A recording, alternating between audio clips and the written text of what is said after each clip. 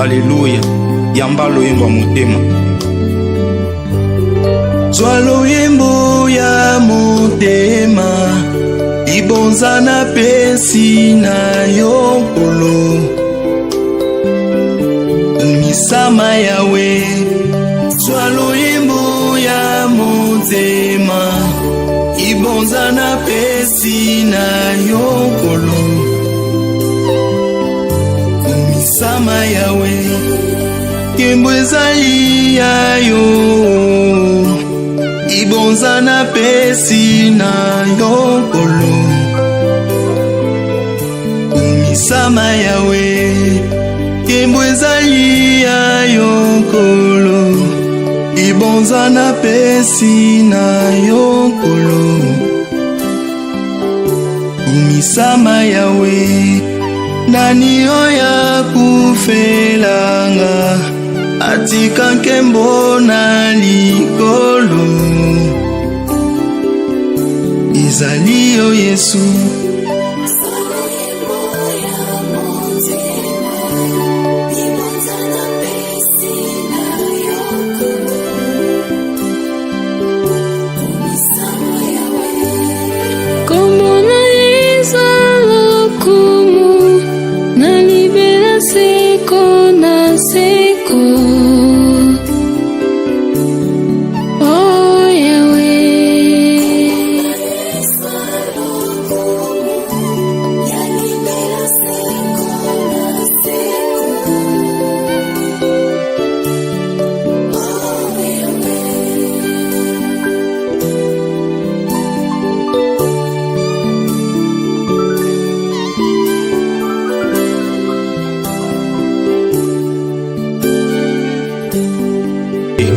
Alléluia. Yamba loyembo motema.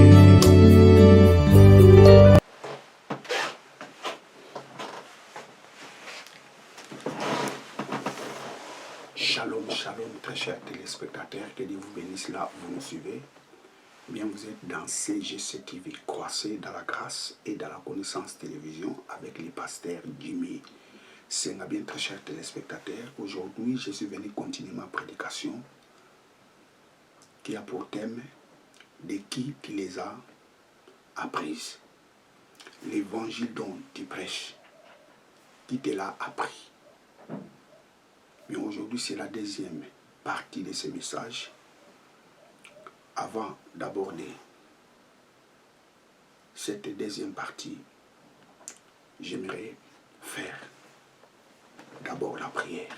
Éternel Dieu, Papa, merci pour ces beaux moments précis que tu m'as accordés pour prêcher ta parole.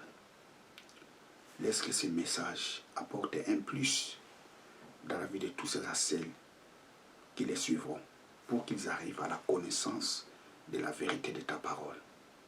Je te rends toute la gloire au nom de Jésus-Christ, notre Seigneur et notre Sauveur. Amen. De qui tu les as apprises? Vous savez, très chers téléspectateurs, aujourd'hui nous avons les phénomènes de pasteur Melchisedec. Aujourd'hui, nous avons ces phénomènes. Les pasteurs qui ont appris à personne. Les prétendus pasteurs qui disent que non, c'est le Saint-Esprit qui lui a appris la parole de Dieu. Il était au pied d'aucune personne. Lui, c'est Dieu qui lui a révélé sa parole. Le pasteur Melchisedec. Il n'a ni père, ni mère, ni généalogie. Non. Lisons 2 Timothée chapitre 3, verset 14. Pour toi, demeure ferme dans ce que tu as appris et récite avec une entière conviction. Tu sais en effet de qui tu l'as appris. Et depuis ton enfance, tu connais les saintes lettres qui peuvent te rendre sage pour le salut par la foi en Jésus-Christ. De qui qui te les a appris. Les choses là que tu es en train de prêcher, de qui tu les as apprises. L'évangile dont tu es en train de prêcher, de qui tu les as appris.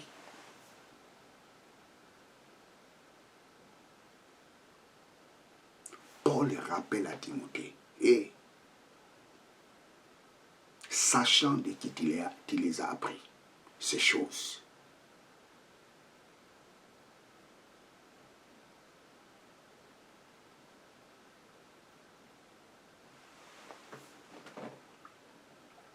Je reprends l'évangile dont tu prêches, qui te l'a appris.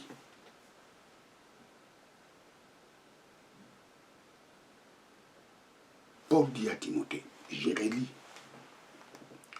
pour la dernière fois, pour toi demeure ferme dans ce que tu as appris, dans ce que tu as appris.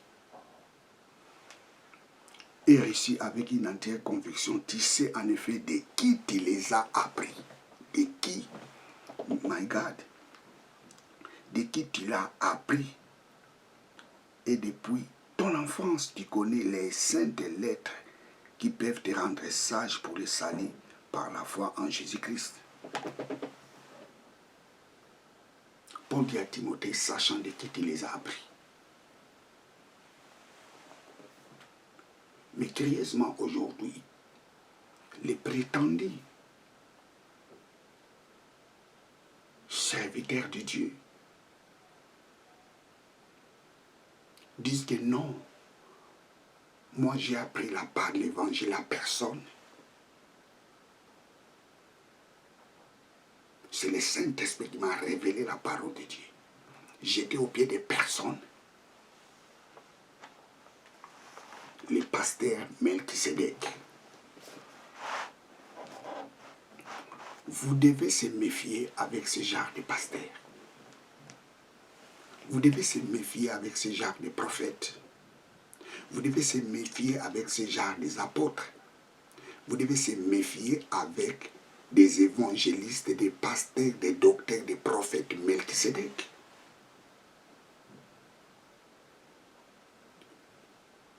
Tu es obligé de connaître la source de l'homme qui te prêche la parole de Dieu. Qui lui a appris l'évangile? Il était au pied de qui? Il était dans quelle église?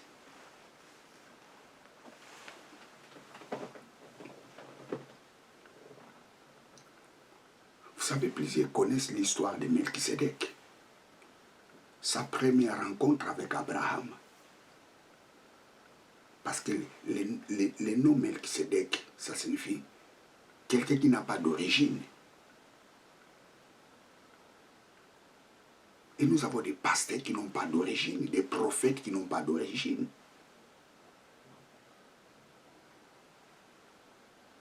De qui tu les as appris? Ce que tu prêches, les choses dont tu es en train de prêcher, de qui tu les as apprises? Cet évangile-là que tu es en train de prêcher, de qui tu les as appris?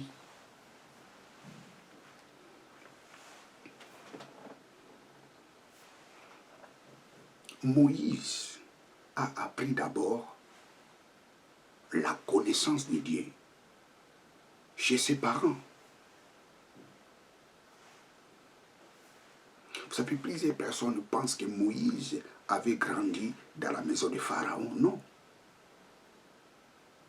Lorsque la fille de Pharaon avait pris Moïse, la Bible nous dit il donna l'enfant à sa mère. Sachant qu'il ne savait pas que cette femme qu'il a donnée pour allaiter Moïse, c'était sa propre mère.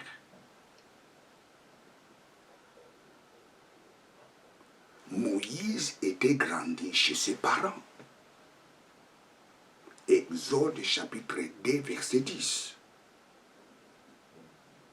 Et la mère de Moïse, Jochebed, a remis Moïse entre la main de la fille du Pharaon, la Bible nous dit, lorsque Moïse était devenu grand, la Bible nous dit, l'enfant a grandi. Lisons ça, Exode. Exode 10.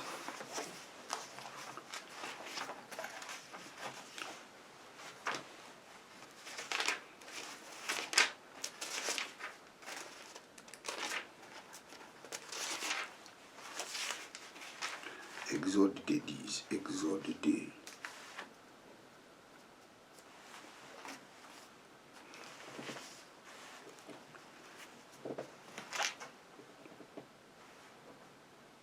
Praise God. La femme prit l'enfant et elle allaita. Quand l'enfant y grandit, elle l'amena à la fille du Pharaon. Quand l'enfant y grandit, quand l'enfant était devenu grand, il les remit, ou il l'amena à la fille du Pharaon. C'est-à-dire, Moïse était grandi chez ses parents. Moïse connaissait les dieux d'Abraham, les dieux d'Isaac, les dieux de Jacob, chez ses parents.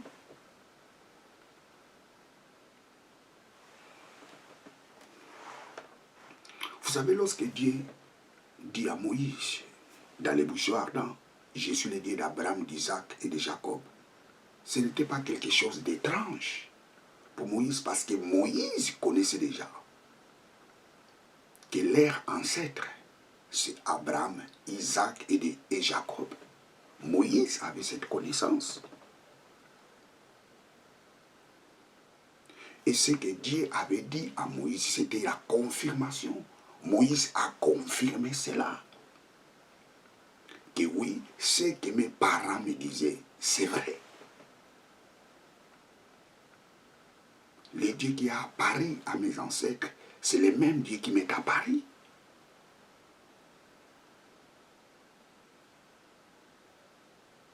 Moïse n'était pas dans la cour royale lorsqu'il était bébé. Moïse était grand du CG. Lorsqu'il était devenu grand, on l'amena à la fille du Pharaon.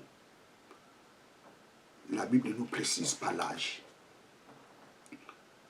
Moi, je dirais peut-être vers 12 ans ou 15 ans. Je dirais peut-être comme ça. Et Moïse, dans la cour royale, on lui faisait le lavage de cerveau.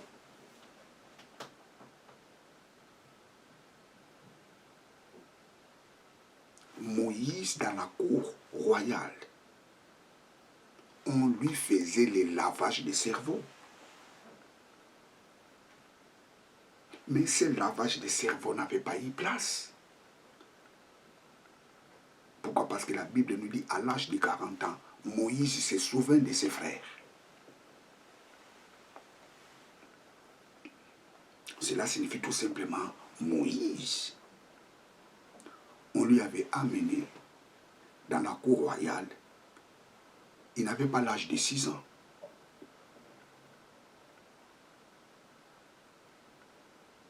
Parce qu'à l'âge de 6 ans, on peut facilement oublier les choses.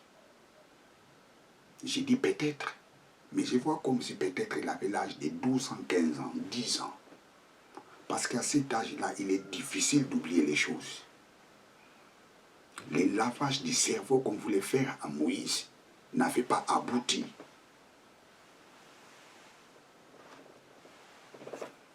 Moïse a eu la connaissance chez ses parents.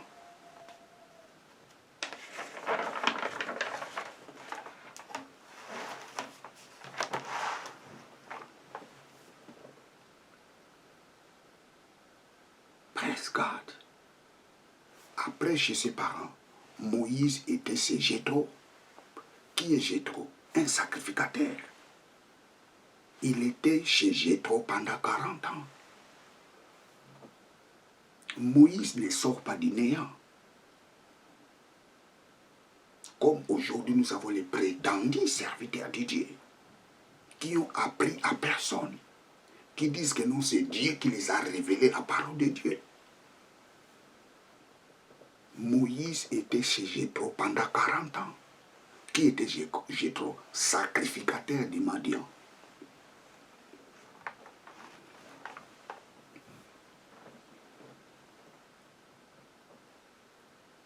Oh, pasteur Jérémie. Personne n'a appris Jérémie la parole de Dieu. Le prophète Jérémie. Dieu l'a appelé de son enfance. Mais écoutez, Jérémie était le fils d'un sacrificateur.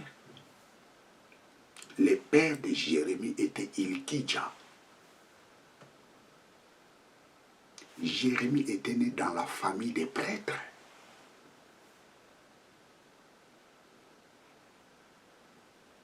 Or, les sacrificateurs sortaient toujours dans la famille des prêtres. Jérémie était préparé pour être sacrificateur.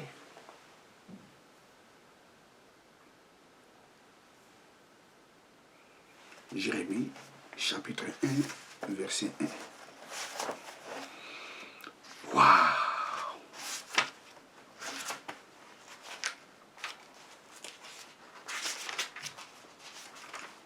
Jérémie, chapitre 1, verset 1.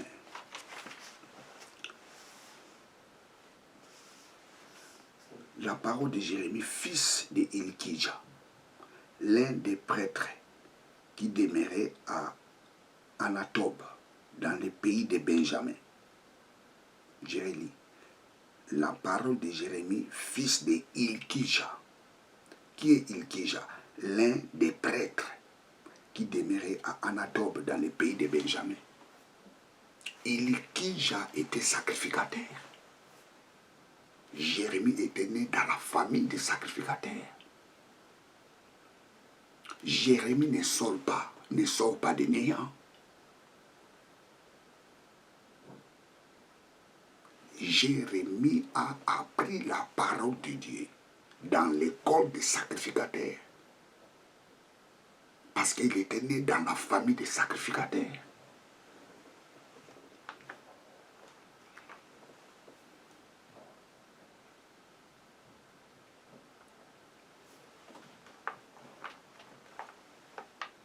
Toi, tu veux nous enseigner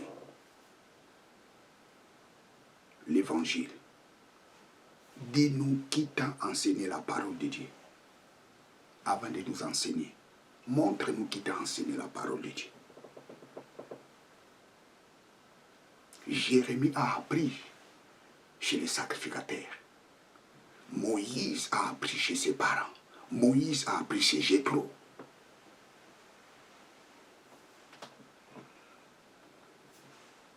Toi, tu veux nous enseigner. Dis-nous qui t'a enseigné la parole de Dieu. Tu es prophète, qui t'a enseigné la parole de Dieu. Tu es apôtre, docteur, évangéliste, pasteur. Dis-nous qui t'a enseigné la parole de Dieu. De qui tu les as apprises. Les choses que tu es en train de nous dire. Qui te l'a appris? L'évangile là, qui te l'a appris? Ces choses-là, qui te l'a apprise? Oh non, moi je n'ai pas besoin de personne. Et Jésus appelle Paul, mais il envoie Paul vers un homme. Et cet homme s'appelait qui? Ananias. Jésus pouvait dire directement: hey Paul, je t'appelle, va prêcher l'évangile. Non, ça ne se passe pas comme ça. Tu dois passer chez quelqu'un pour apprendre. Dieu a établi les gens pour apprendre les autres.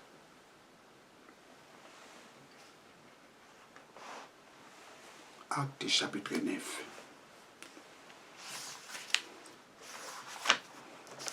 Verset 10.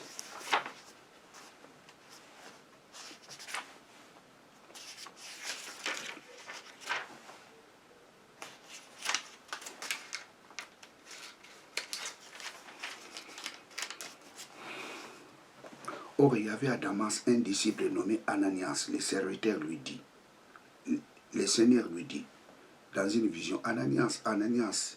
Il répondit, mais voici Seigneur. Le Seigneur lui dit, lève-toi, va dans la rue appelée la rue de droite et cherche dans la maison de Judas un homme Saul de Tarse qui est en prière et qui a vu un homme appelé Ananias. Entre chez lui et lui impose les mains pour lui faire recouvre la vie. Ananias répondit, Seigneur, j'ai entendu dire à plusieurs personnes tout le mal que cet homme a fait à tes saints dans Jérusalem. Et il est ici, muni de plein de pouvoir de la part des chefs des prêtres pour enchaîner tous ceux qui invoquent ton nom. Mais le Seigneur lui dit, va, car cet homme est un instrument que je me suis choisi pour porter mon nom devant les nations, les rois et les enfants d'Israël. Et je lui montrerai combien il faut qu'il souffre pour mon nom. Jésus appelle Ananias, mais il amène Ananias. Plutôt, Jésus appelle Paul, mais il amène Paul chez une personne. Pourquoi Jésus n'avait pas dit à Paul, Paul, je t'appelle et maintenant va prêcher la parole de Dieu?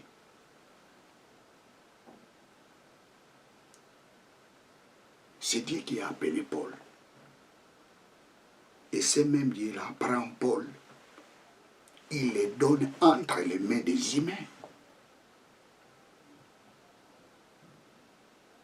Toi qui n'as pas besoin de personne. Oh, moi c'est Dieu qui m'a appelé. Oui, c'est Dieu qui t'a appelé. C'est une bonne chose. Mais tu étais entre les mains de qui?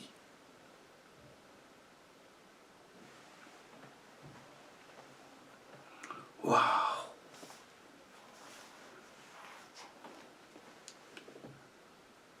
Waouh, waouh, waouh, waouh, waouh, waouh, waouh, waouh.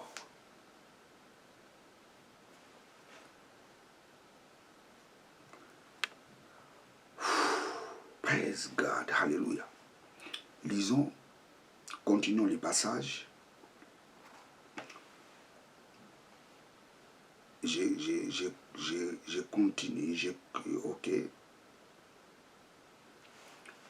Je continue la lecture. Entre dans la maison, il imposa les mains et Saul et lui dit, Saul mon frère, le Seigneur, c'est Jésus qui t'a apparu sur les chemins par lesquels tu verras. Tu venais m'envoyer afin que tu recouvres la vie et que tu sois rempli du Saint-Esprit. Aussitôt il tomba des yeux de Saul comme des écailles et il y recouvra la vie, puis il l'éleva et fut baptisé. Quand il eut pris de la nourriture, les forces lui revinrent. Saul passa quelques jours avec les disciples qui étaient à Damas. Aussitôt, il s'est mis à prêcher dans les synagogues. Saul passa quelques jours avec les disciples qui étaient à Damas. Aussitôt, il s'est mis à prêcher dans les synagogues.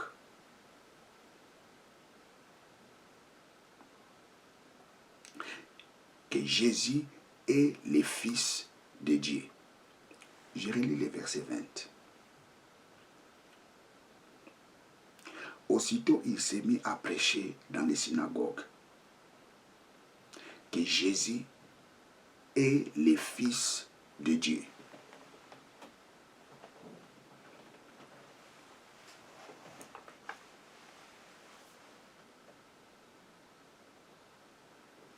Tu as besoin d'un homme pour comprendre la parole de Dieu. Dieu t'a appelé, c'est vrai, mais tu as besoin d'un homme.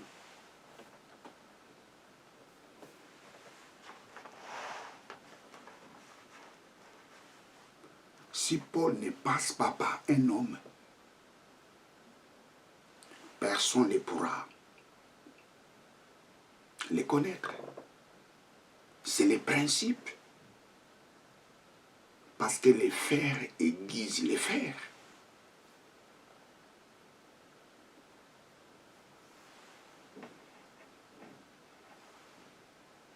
Paul a besoin d'Ananias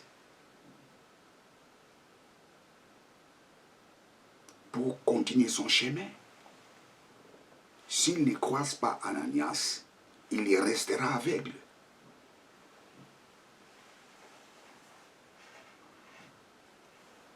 De qui tu les as apprises? Les choses que tu es en train de prêcher. Qui te l'a prêché? Qui te l'a enseigné? Qui te l'a apprise?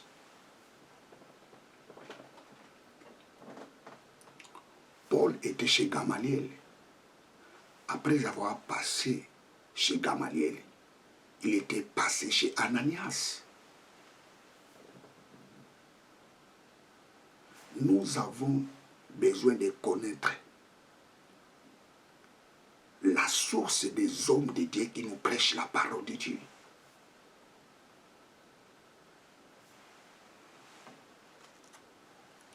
Aucun prophète dans la Bible est sorti du néant. Tous les prophètes dans la Bible avaient un parcours. Ils ont passé chez les hommes. Aucun prophète n'était tombé du ciel. Comme aujourd'hui nous avons des pasteurs Melchizedek qui ont appris à personne.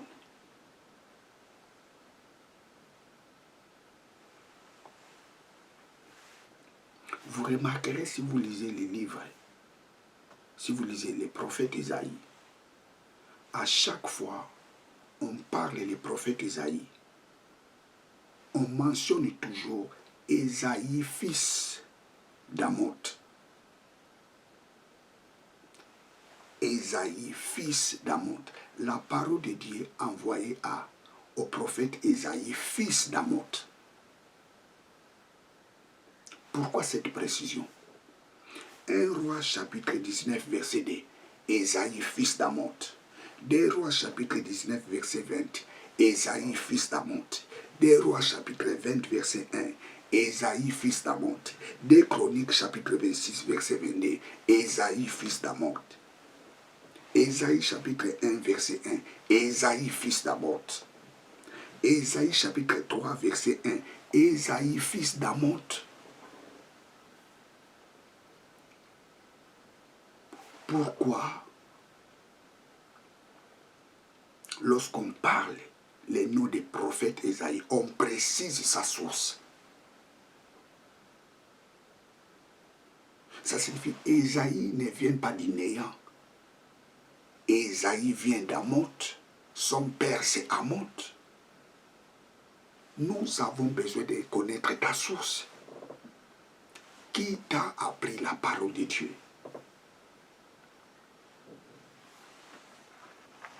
Isaïe 38 verset 1, Isaïe, fils d'Amoth. Nous prenons Isaïe chapitre 1 verset 1.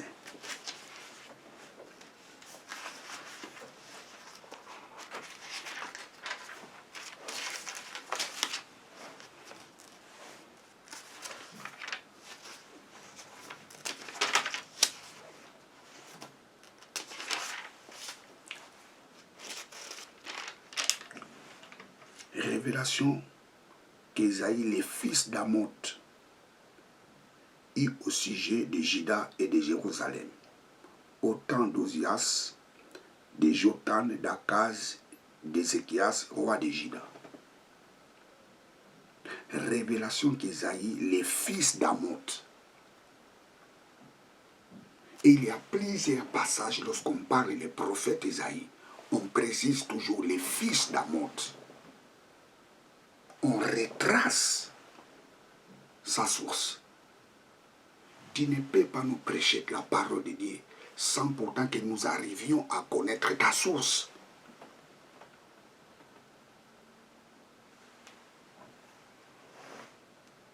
Ésaïe fils d'Amot, Ésaïe fils d'Amot, Ésaïe fils d'Amot, Ésaïe fils d'Amot. La source, l'origine, de qui tu les as appris, les choses que tu es en train de nous prêcher. Dis-nous de qui tu les as apprises. Comme ça, nous allons savoir si tu es dans les vrais ou dans les faux. Parce qu'on peut connaître l'enfant par rapport à son père. Tel père, tel fils. Waouh!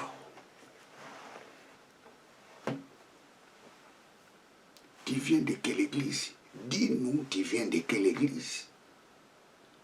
Et nous allons reconnaître ton message par rapport à l'église dont tu viens.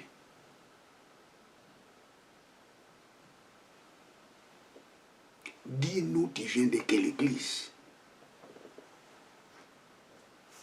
Tu es le produit de quelle église?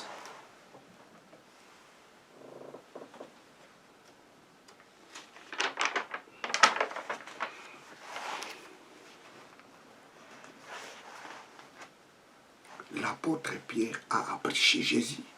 C'est Jésus qui a appris l'apôtre Pierre la parole de Dieu. Si tu demandes à l'apôtre Pierre, et Pierre, ce que tu enseignes, de qui tu les as apprises, les choses que tu es en train de nous prêcher, l'apôtre Pierre nous répondra. Les choses que je suis en train de vous prêcher, je les apprises à Jésus.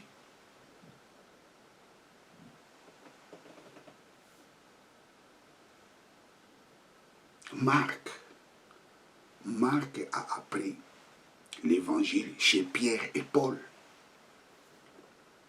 Marc a passé chez Paul. Marc a passé chez Pierre.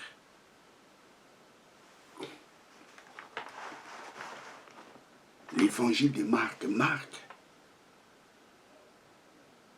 il était chez Pierre et il a passé chez Paul. Luc, les chercheurs, les médecins, il était disciple de Paul.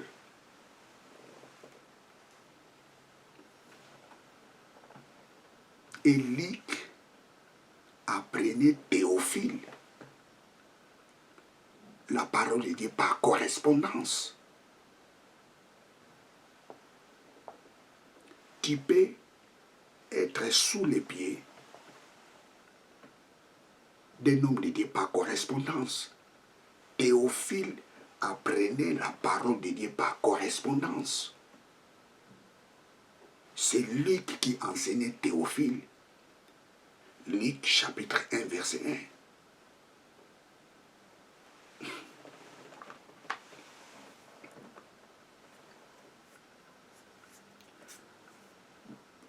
Lisons 2 Timothée chapitre 4 verset 11.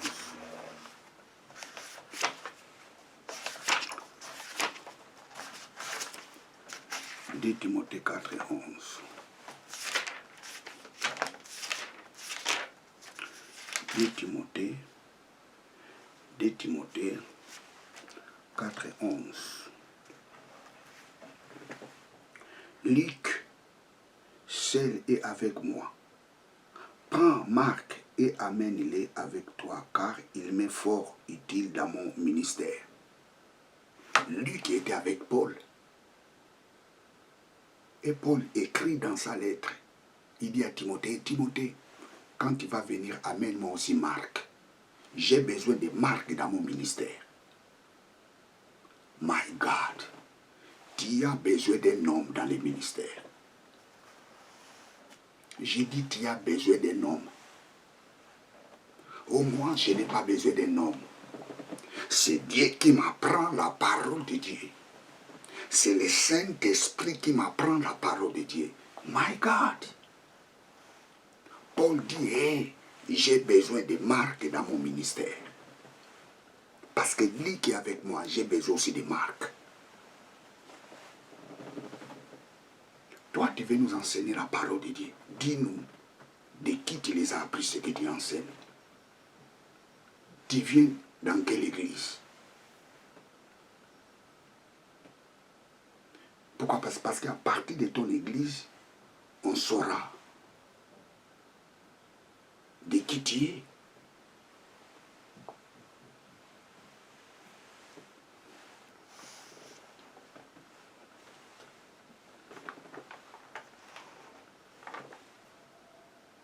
Marc était aussi à côté de Pierre.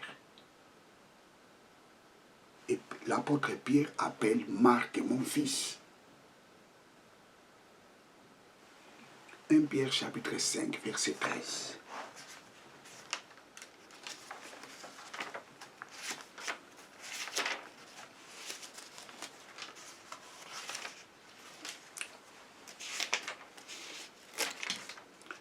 Pierre 5, 13.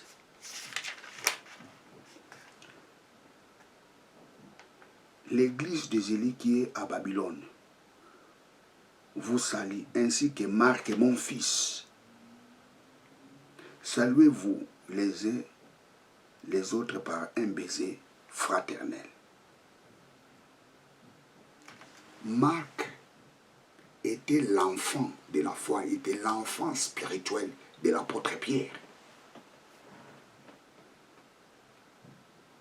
Donc Marc était passé chez Pierre, il était passé aussi chez l'apôtre Paul. Si on demande à Marc, l'évangile dont tu as écrit là, de qui tu les as apprises, l'apôtre, Marc te dira, je l'ai appris chez Pierre, je l'ai appris chez Paul.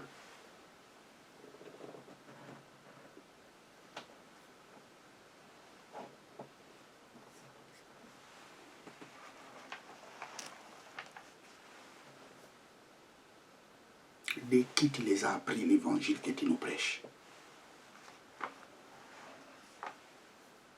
Même l'apôtre Pierre, il a appris des choses à l'apôtre Paul. L'apôtre Pierre, oui, il était le disciple direct de Jésus. Mais il a appris certaines choses à l'apôtre Paul. Par exemple, les mots épignosis. Si vous regardez dans la première épître de l'apôtre Pierre n'a jamais parlé les mots épignosis. Jamais.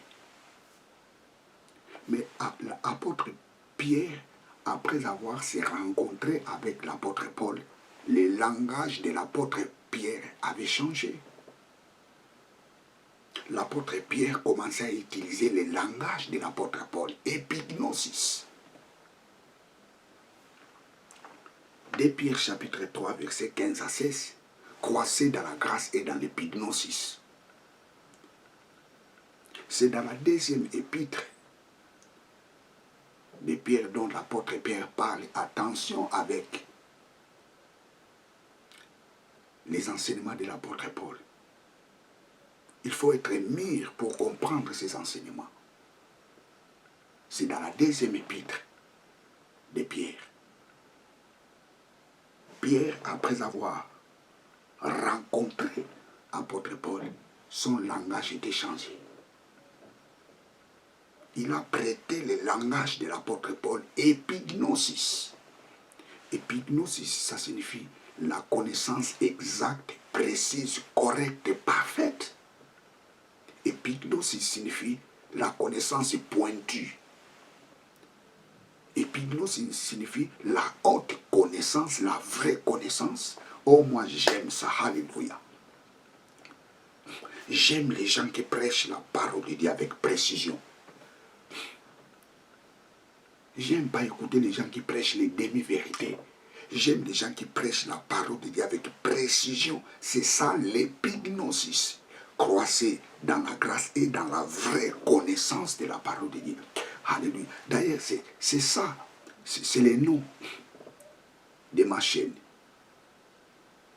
Croissez dans la grâce et dans la connaissance.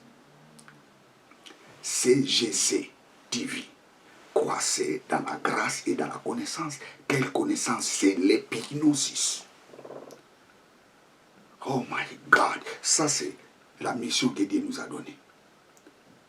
Amener les enfants de Dieu de grandir dans la grâce et dans la vraie connaissance de la parole de Dieu.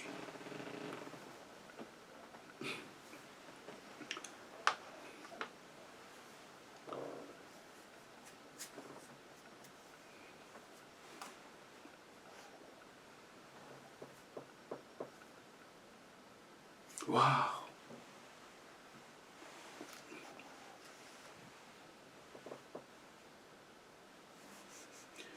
2 Pierre chapitre 3 verset 18. Lisons ça. 2 Pierre chapitre 3 verset 18. En effet, 2 Pierre 3 18. 2 Pierre 3 18. Croissez dans la grâce et dans la connaissance de notre Seigneur et Sauveur Jésus-Christ. À lui soit la gloire maintenant et jusqu'au jour de l'éternité. Croissez dans la grâce et dans la connaissance. Le mot connaissance qui est ici, c'est épignosis. Et si vous remarquez dans la première épître, jamais l'apôtre Pierre a mentionné ce mot épignosis. Mais dans la deuxième épître, il utilise le langage de Paul. Épignosis. Ce n'est pas le Saint-Esprit qui lui a dit que non. Et Pierre, il faut parler maintenant épignosis. Non. Il a appris cela chez un homme. Tu as besoin d'un homme pour comprendre la parole de Dieu. Des hommes que Dieu a envoyés. Il ne faut pas tromper les gens. Oh, c'est le Saint-Esprit qui m'a appris la parole de Dieu. Ce n'est pas un homme. L'apôtre Paul dit, hé, Père, si tu n'envoies personne, comment ils écouteront la parole de Dieu? Comment ils écouteront si tu n'envoies personne? Mais toi, tu dis, oh non, Dieu, je n'ai pas besoin de personne, c'est toi seul. C'est la folie.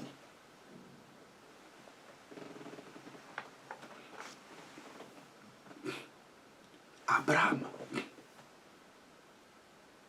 après avoir se rencontré avec Melchisedec, le langage d'Abraham avait changé. Jamais Abraham appelait Dieu El Elyon. Abraham n'appelait jamais Dieu le nom de El Elyon.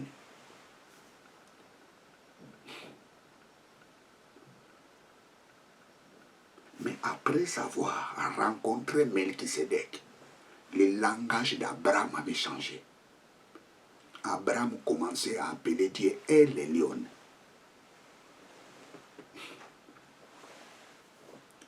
Genèse chapitre 14, verset 22. El Elyon ça signifie Dieu très haut. Il rencontre Melchisedec dans Genèse chapitre 14.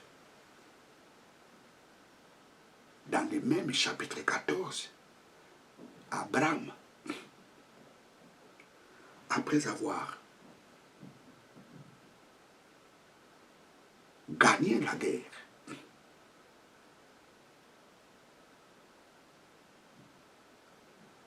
Abraham utilise le nom de El Elyon. Lisons ça. Genèse 14. Lisons d'abord Genèse 14, verset 18. Genèse 14, 18.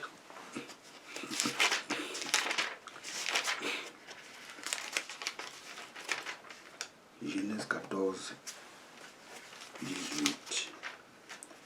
Genèse 14. Melchisedec, roi de Salem, fit apporter du pain et du vin. Il était prêtre de Dieu très haut. Il bénit Abraham, disant, béni soit Abraham par le Dieu très haut, créateur des cieux et de la terre. Abraham ne connaissait pas que Dieu s'appelait aussi le Dieu très haut. Abraham ne connaissait pas le nom de El Elyon. Il appelait Dieu sous forme d'autres noms. El Shaddai, Elohim. Mais il rencontre Melchisedec. que Melchisedec était un homme chevronné dans la connaissance de la parole de Dieu. Melchisedec dit, il s'appelle El Elyon, le Dieu très haut, le créateur du ciel et de la terre. Et regardons maintenant chapitre 22.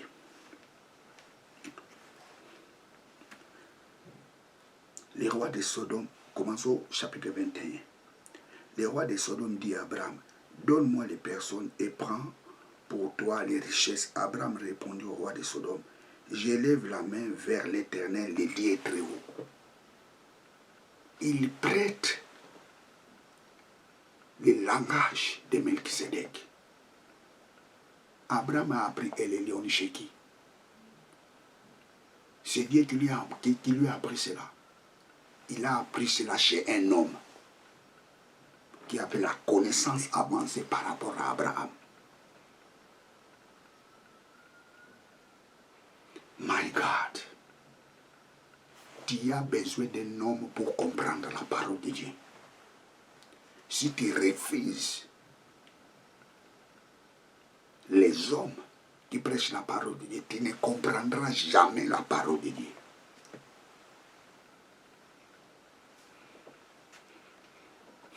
De qui tu les as appris, c'est ce que tu prêches. Vous savez, Apollos croyait être un bon prédicateur de la parole de Dieu. Apollos prêchait la parole de Dieu.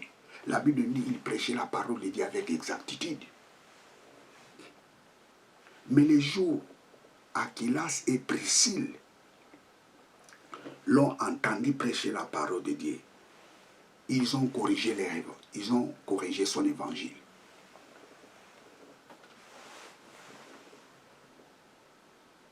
La Bible dit Apollos prêchait l'évangile avec exactitude. Mais lorsque Aquilas et Priscille l'ont écouté prêcher la parole de Dieu dans les synagogues, ils ont corrigé son évangile. Et tu as besoin que les gens corrigent ton évangile.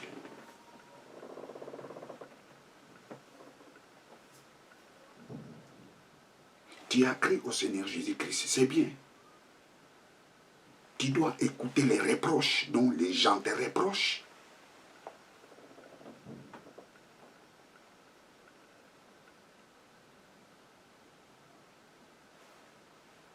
Tu as besoin d'écouter la correction des gens.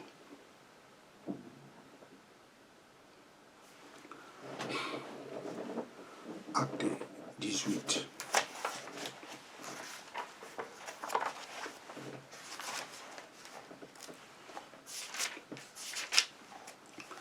Acte 18, verset 26. Il commença donc à parler avec hardiesse dans les synagogues. Priscille et Aquilas, l'ayant entendu, les prirent avec et ils exposèrent plus exactement encore la voix du Seigneur, la voix de Dieu.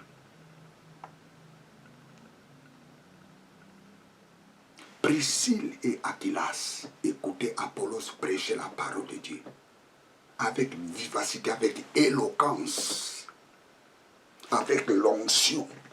Moi, je vois Apollos, il transpirait quand il prêchait la parole de Dieu. Je vois Apollos quand il prêchait la parole de Dieu, il sautait, il criait Alléluia, praise God. Mais Priscille et Aquilas l'ont entendu. Ils ont dit non, non, non, non, viens. Il y a des choses que tu dois rectifier. Il y a des choses que tu dois rectifier dans ce que tu prêches. Ça, ce n'est pas ça. Ça, ce n'est pas ça. Ça, ce n'est pas ça. Praise God. Tu as besoin d'écouter les gens pour être dans l'épignosis, dans la vraie connaissance de la parole de Dieu. Moi, j'ai besoin de personnes. Je peux dire, are you crazy? Non, tu as besoin d'un homme.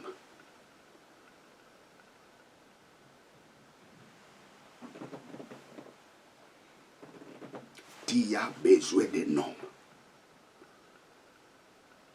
Tu as besoin des gens pour corriger ton évangile. Moi, mon évangile a été corrigé.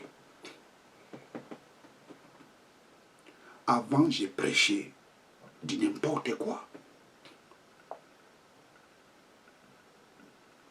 Mon évangile était corrigé. J'ai appris. Je ne cesse de dire, j'ai été chez Docteur Kisolo.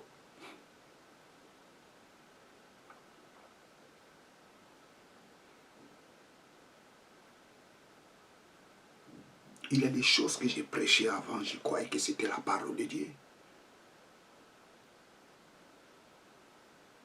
Non, il n'est pas bon d'être un autodidacte.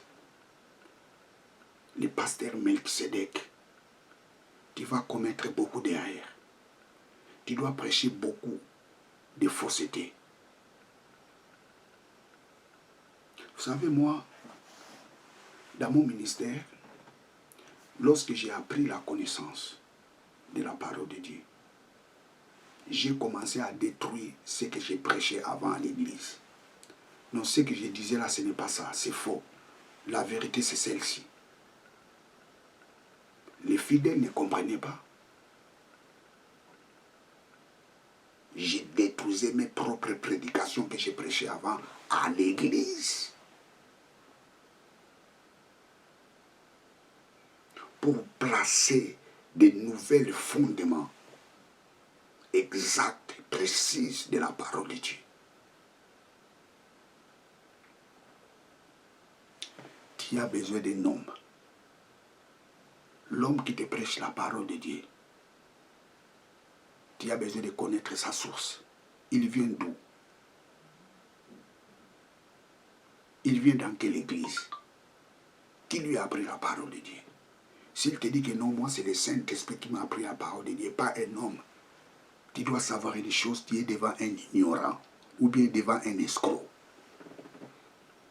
Lorsque quelqu'un te dit que non, moi, c'est personne m'a appris la parole de Dieu. C'est Dieu lui-même. Il y a des choses. Tu es devant un ignorant ou bien devant un escroc.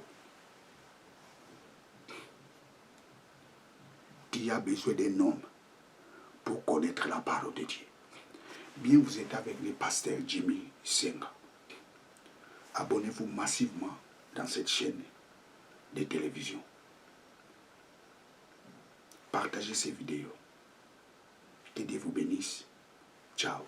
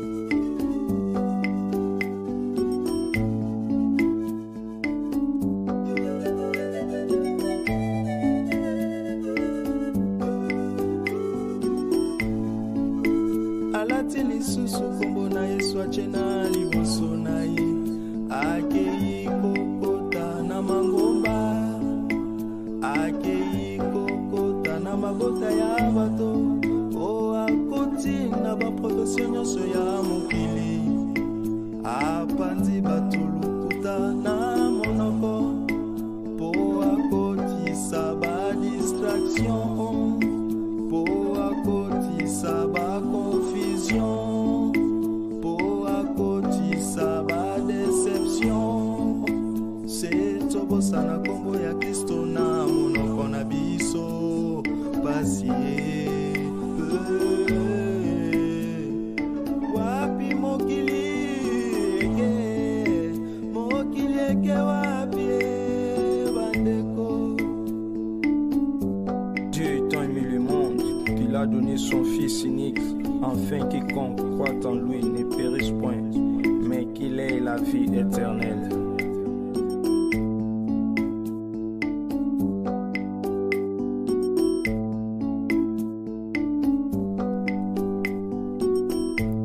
Ba stratégie ya Satana momo ya bakretien ezali échec.